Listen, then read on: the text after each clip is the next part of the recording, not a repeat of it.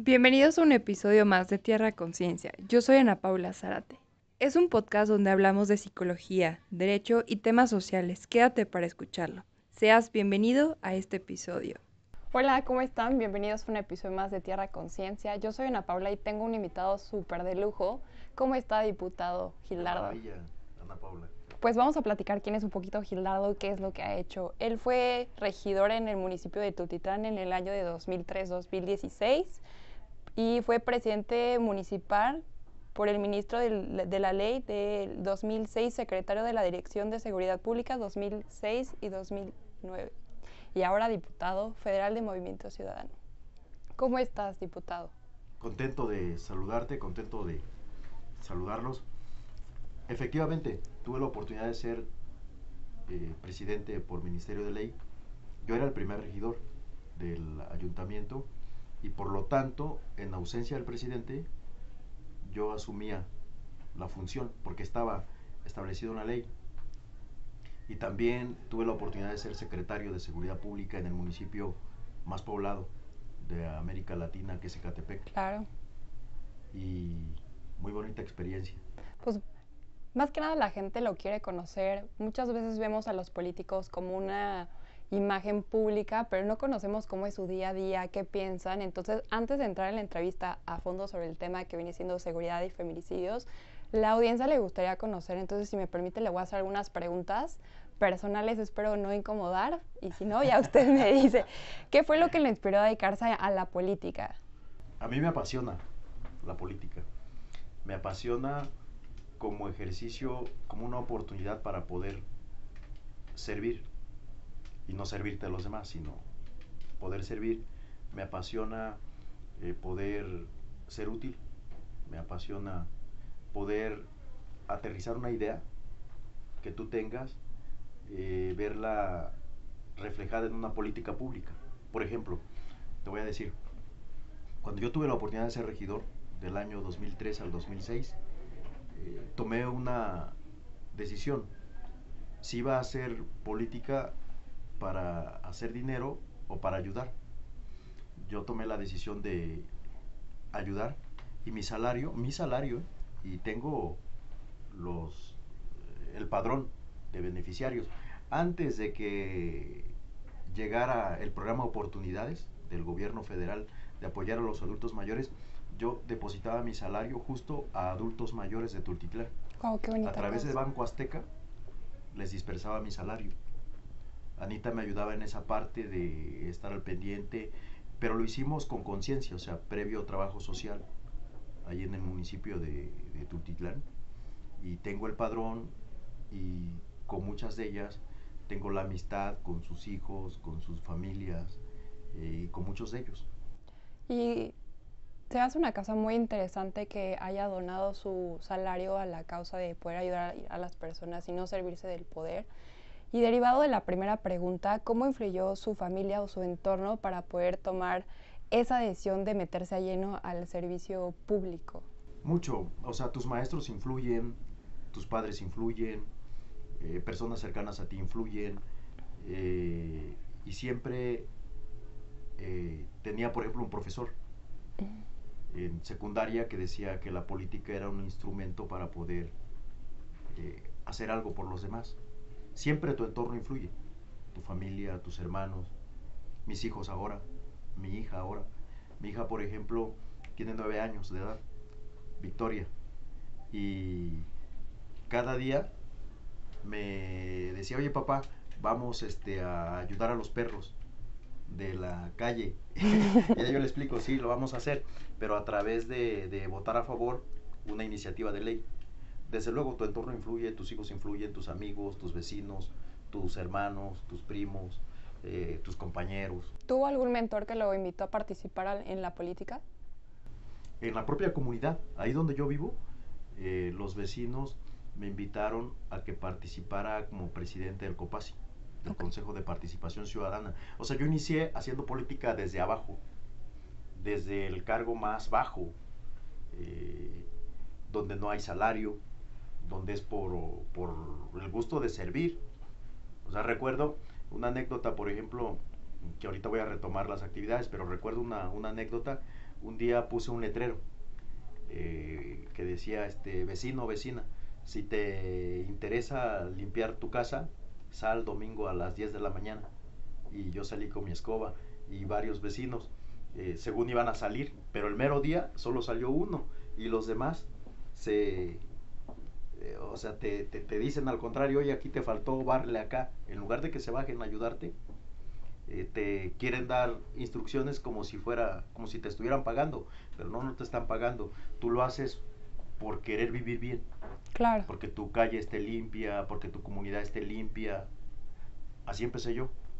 ¿Usted se considera un hombre de lucha? Soy un luchador social, siempre lo he sido toda mi vida. He luchado desde donde he estado.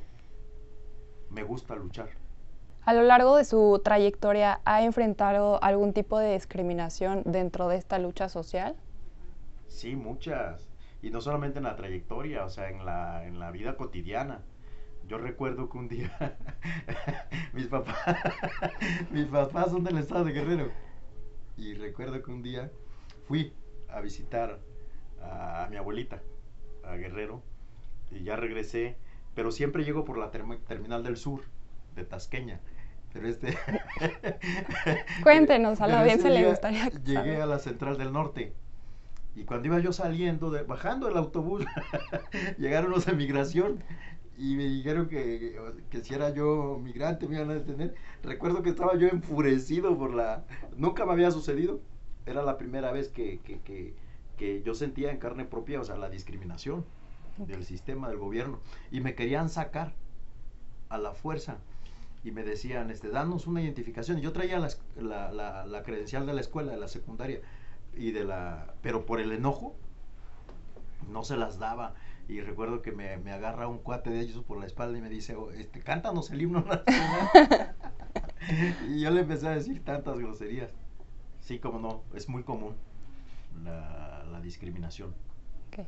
Y en la política, entiendo que en la vida diaria puede existir diferentes tipos de discriminación, pero en la política, ¿cuáles son así como las mujeres nos enfrentamos a los techos de cristal, a la brecha salarial? Usted, como Gilardo, ¿cuáles han sido los tipos de discriminación que ha presentado dentro de la política, no solo fuera de la vida pública? Yo recuerdo haber ganado la elección interna en el año 2006 para ser candidato a diputado federal, y por no pertenecer a la clase política, a las vacas sagradas de lo que era la izquierda. En la izquierda siempre ha tenido sus vacas sagradas, o sea, gente que cada 3 años repite. Yo gané la elección interna y a pesar de haber ganado la elección interna con mi constancia de mayoría, me sacaron porque yo no pertenecía a las vacas sagradas de la izquierda de ese momento. Yo debía haber sido diputado federal en el año 2006. Okay. Tanto me costó la discriminación que llegué hasta el 2024. Pero creo que son tiempo de jóvenes y también de cambios, y yo creo que Movimiento Ciudadano, que usted está en ese partido, pero puede... es una mentira disfrazada de verdad, que los jóvenes llegan. Tú, por ejemplo, ves la Cámara ahorita constituida. Sí son jóvenes, pero jóvenes que son hijos de las vacas sagradas, o jóvenes que son hijos de empresarios que tienen un apellido, Chedraui, por ejemplo, ¿no? Y así te puedo mencionar Miranda, y te puedo mencionar muchos apellidos más. Son jóvenes, entre comillas, tiempo de los jóvenes, pero son esos jóvenes que son hijos de esas vacas sagradas o de estos empresarios poderosos. Claro. No está abierta la política para los jóvenes que pertenecen realmente al pueblo. Usted es un ejemplo a seguir, que es un hombre de lucha, que ha enfrentado cierto tipo de racismo y hoy está aquí en la Cámara de Diputados. Gracias por recibirnos a usted y a su equipo. Y la siguiente pregunta me he puesto a pensar mientras tengo la oportunidad por Alan de poder conocerlo. Yo veo que la política es muy demandante, y por eso, ¿cómo lleva el equilibrio entre ser una figura pública y su vida personal y pueda estar medianamente equilibrada, porque no siempre puede estar equilibrada, ¿no? ¿Cómo lleva eso de poder estar con sus hijos, convivir con su pareja si es que tiene? ¿Cómo le hace, diputado? Mira, yo busco efectivamente un equilibrio por un tema de salud, no tanto por mantenerme políticamente bien. Lo hago por salud también. Yo paro a mis hijos temprano. Ahora Gil ya está más grande, Gil es mi hijo mayor de 12 años, ya él pone su alarma. Pero en un principio yo me paraba a levantarlo, igual que a mi hija, a bañarlos. Yo lo llevo a la escuela, yo los recojo, yo les preparo de comer. O sea, hay ocasiones que pido la comida, pero la mayoría de las veces yo les preparo. Voy por ellos a la escuela, después de la escuela les preparo de comer, me aseguro de que coman y ya me voy a mis actividades políticas. También me aseguro de llevarlos a divertirse. No hay semana, desde que yo recuerdo o que ellos ya empezaron a ver, que yo no lleve a mis hijos al cine, yo personalmente. ¿Y en qué momento descansa? Descanso ya cuando están todos. Por ejemplo, si tú te duermes a las 10 de la noche, llevas una vida saludable parándote a las 6 de la mañana, por ejemplo. ¿Sí me explico? Y Sí. no tienes problemas de salud, no tienes problemas con tus hijos, no tienes problemas en el trabajo, porque las actividades normalmente las empezamos. Yo lo dejo en la escuela a las 7, a las 8 ya puedo tener agendada alguna actividad. Ok. Fíjese que me estaba platicando con mi equipo y me llamó mucho la atención que tiene un libro que fue bestseller, no se me olvida, y es la siguiente pregunta. En base a su libro Oratoria y Liderazgo, menciona que el líder no está preparado para comunicarse sin comunicación. Y él también menciona que el líder no existe si no está preparado con teniendo las habilidades para poder comunicar. ¿A qué se refiere con eso? Sí, por ejemplo, yo puedo ser un conocedor profundo de un tema, de los problemas sociales, pero si no lo sé comunicar, por eso yo defino en una frase que el líder que no sabe comunicar no existe. Porque cómo convences, cómo persuades, cómo haces que la gente te siga en una idea. ¿Sí me explico? Porque en esto las ideas son importantes. Por eso existe la izquierda, por eso existe la derecha, por eso existe el centro en la política, porque unos representan una idea, otros representan a otra. Y tú cómo haces prevalecer tu idea si no sabes comunicar. Yo las veces que tengo oportunidad de platicar con los jóvenes, estudiantes de secundaria, de prepa, de universidades, lo primero que tienes que aprender es a comunicar. Si no sabes comunicar, es tan importante como cualquier otra materia. Comunicar, si no sabes hacerlo, como tus ideas, nunca vas a ser tú el líder, vas a estar atrás de otros. Si me explico, tú Sí. les vas a dar a otro tus ideas y el otro las va a decir. ¿Sí me Sí. explico? Ahora vamos a entrar un poco ya en materia de hablar del tema de seguridad del Estado de México y el tema de los feminicidios. Como usted comentó, estuvo en un puesto que hablaba sobre el tema de la seguridad en Ecatepec. Durante su gestión como secretario de Seguridad Pública en Ecatepec, un municipio que cuenta con más de 1 millón de habitantes y es una de las mayores densidades del país y también tiene un lugar importante a nivel Latinoamérica de densidad poblacional. Y también es uno de los más violentos, donde a mayor densidad poblacional existen más feminicidios y más violencia. ¿Cómo lo supo manejar usted? Mira, Ecatepec de Morelos, como tú lo dices, es el municipio más poblado de América Latina. Pero son 3 millones de habitantes. Solo 1.800.000 con credencial de lector. Imagínate lo que es eso. Yo recibí, como secretario de Seguridad Pública, Ecatepec, 12 muertos todos los días por violencia. Los registrados. Y entregué el municipio cuando ya no registraba muertos. Te voy a mandar las estadísticas. Nosotros lo entregamos seguro. El tema que el presidente que llegó después del PRI se le descompuso. Pero nosotros lo entregamos seguro en base a una estrategia de empoderamiento. ¿Cuál fue esa estrategia? Empoderamiento del policía, involucramiento social. Yo involucré empresarios. Yo recuerdo, por ejemplo, que algunas empresas como La Costeña, muchas otras, ayudaban al municipio. O sea, llegamos a un acuerdo, ellos daban becas a los hijos de policía. Ecatepec tiene parques industriales. La Corona esa empresa Orgullo de Catepec y de México, nos ayudaba con becas para hijos de policía y así muchas empresas. Había una relación y obviamente el policía es el mejor aliado de un gobierno, porque el policía, como anda en campo, en operativo, el policía sabe dónde hay una coladera abierta, el policía sabe dónde hay fuga de agua, el policía sabe dónde hay riesgos de que te puedan desaparecer a una persona, porque ha crecido la maleza, porque está oscuro. El policía sabe. Y si el policía tú lo empoderas y le permites que te lleve toda la información, tú puedes desplegar al gobierno en todo el territorio, pero necesitas coordinación con todas las áreas, en el caso de Catepec era Zapase, en el caso de Tultitlán es Zapaz, servicios públicos, o sea, tú puedes prevenir el delito. El 80% de nuestra estrategia fue justo prevención del delito, porque cuando ya ocurre, ya no puedes hacer nada. Claro. Tienes que prevenir y de hecho la labor de la policía municipal es preventiva. A quien le toca la delincuencia organizada es al gobierno federal. Y también necesitas el acompañamiento, desde luego, de las fiscalías, ¿no? Y del ejército y de la Guardia Nacional. Yo recuerdo, en el caso particular nuestro, el ejército nos ayudó mucho. No existía la Guardia Nacional, era el ejército y nos ayudó mucho. Y por eso pudimos tener éxito. En la central de abastos de Catepec, que es una de las más visitadas, cuando llegué también, todas las lecherías de Catepec registraban asaltos todos los días. Les entregué con 0 asalto en las lecherías, les entregué con 0 asalto en la central de abastos. Después se les descompuso porque el cáncer es la corrupción.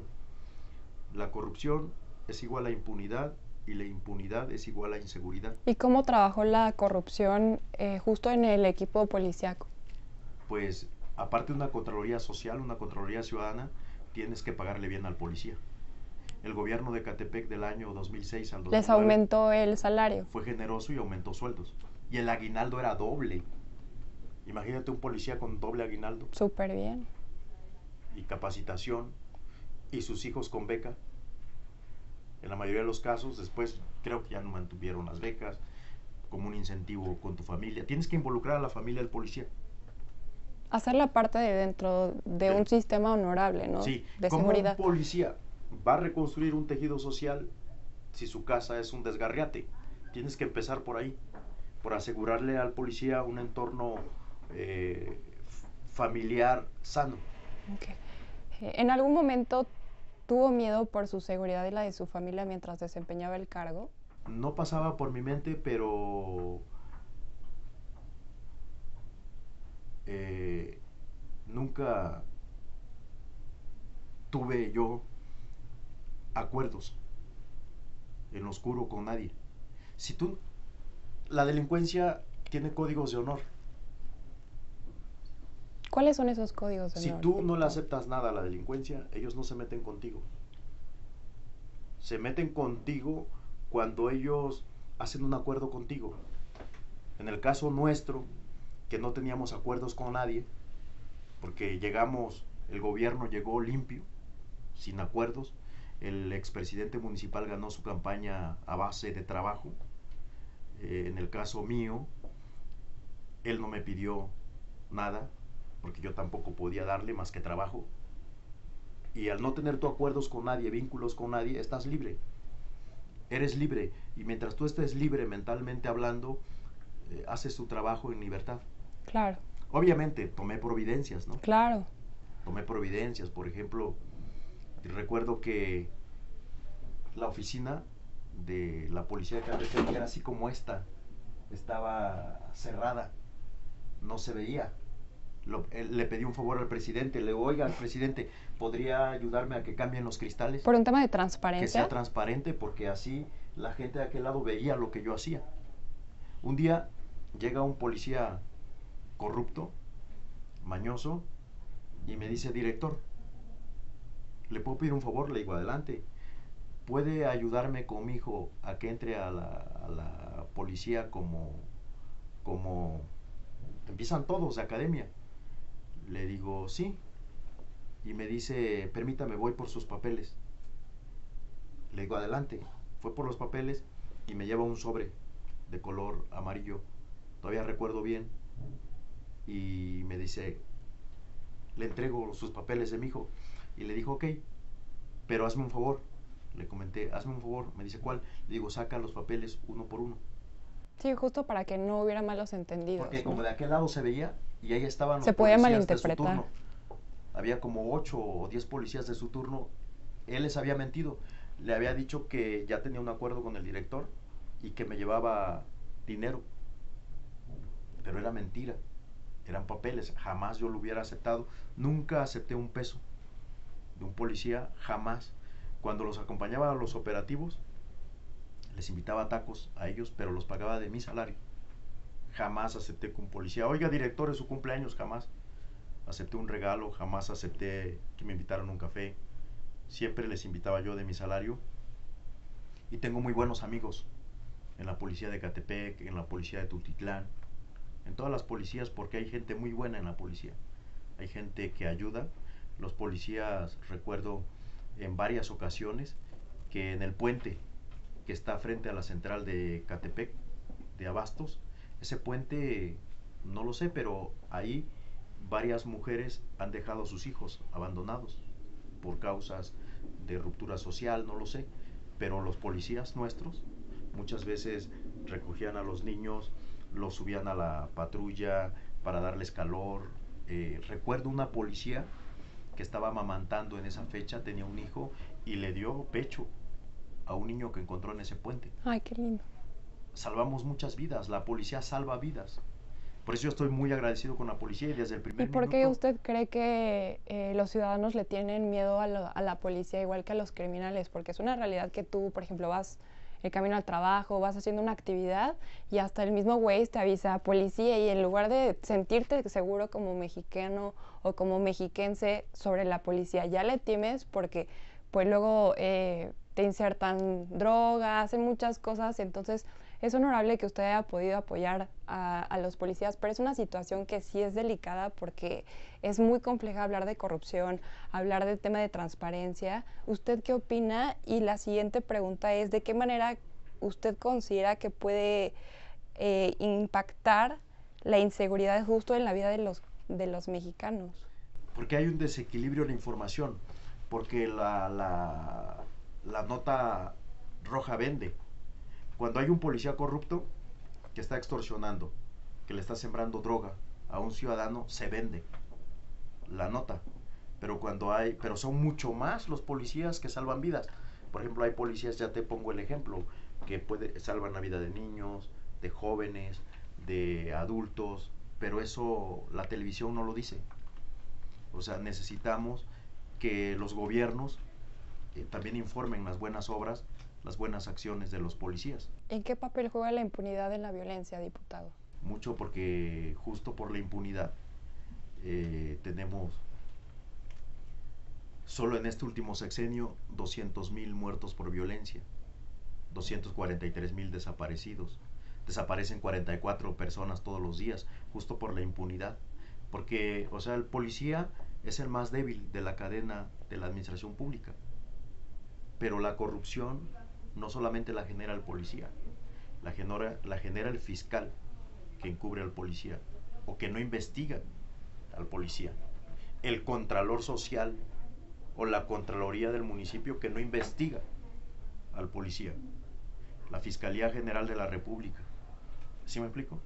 O sea, es una cadena de impunidad que empieza en los municipios y acaba en las cabezas en el gobierno federal. Hablando de gobierno federal, usted sabe quién ahorita está gobernando, ¿no? ¿Considera que actualmente el gobierno está haciendo lo suficiente para poder combatir la corrupción en el país, los feminicidios y la inseguridad? No están haciendo absolutamente nada. Hace que hacen, pero no hacen nada. Aparte, si tienen gobernadores vinculados a la delincuencia organizada, que fue la delincuencia a las que le pagó su campaña, y hay todas las evidencias, Pues ¿qué están haciendo? Pues al contrario, están empoderando a la delincuencia.